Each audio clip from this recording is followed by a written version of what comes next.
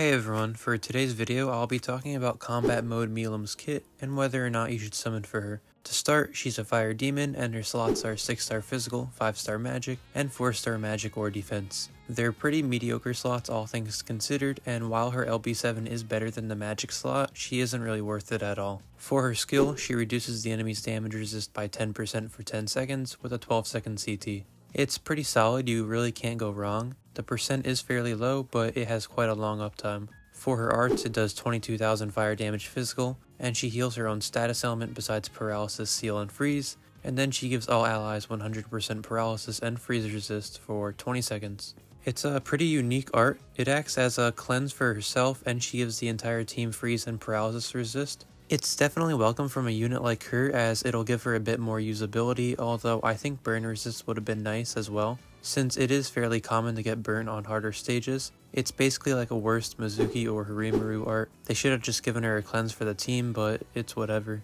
For her true arts, it does 30,000 fire damage physical, and each time the true art is used, the break value of the true art is increased by 3,000 with a max of 15,000. When the super art is used, the break power of this true art gets reset to 3000. This is a pretty interesting mechanic. It's stacking in a way, although eventually you end up losing the buffs when you switch. So that is pretty unique, although unfortunate if you need consistent breaking and damaging.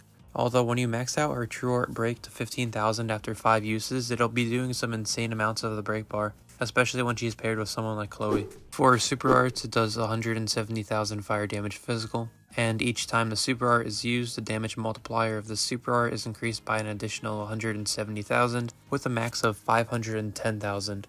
And when she uses her art or true art, it resets back down to 170,000.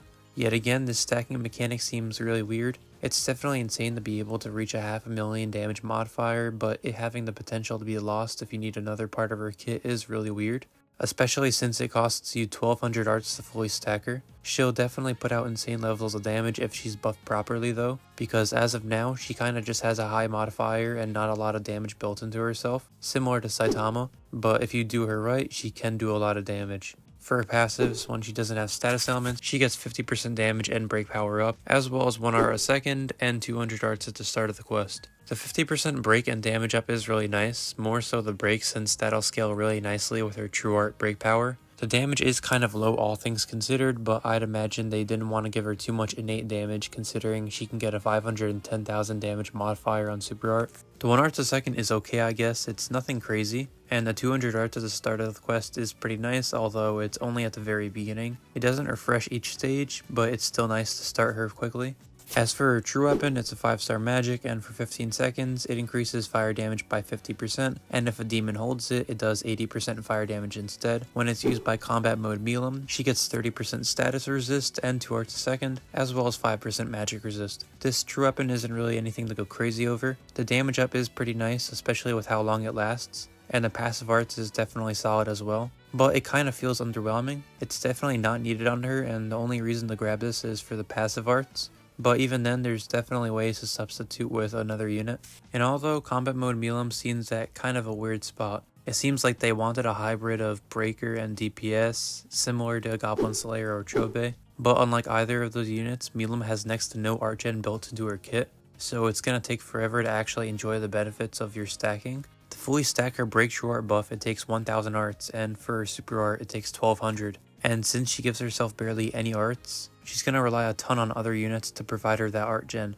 And even with the best art gen options in the game, it's definitely going to take some time to get there regardless. If she had some sort of art gen stacking or even more passive art gen, she definitely could look a lot better. But that's not to degrade from the fact that when she fully stacks, she's definitely a beast at what she does. Pair her with Chloe, and for break, if she's holding Ganon's true weapon with a level 4 break crest, max stacks, she's going to be dropping 38,250 break values per true art, and using Ganon's true weapon active effect, it's now at 53,250. Mixed with Chloe's break resist down, I wouldn't be surprised if she was doing a third of the boss's break bar at a time. But she does need 1000 arts to function, so you have to bring the proper supports.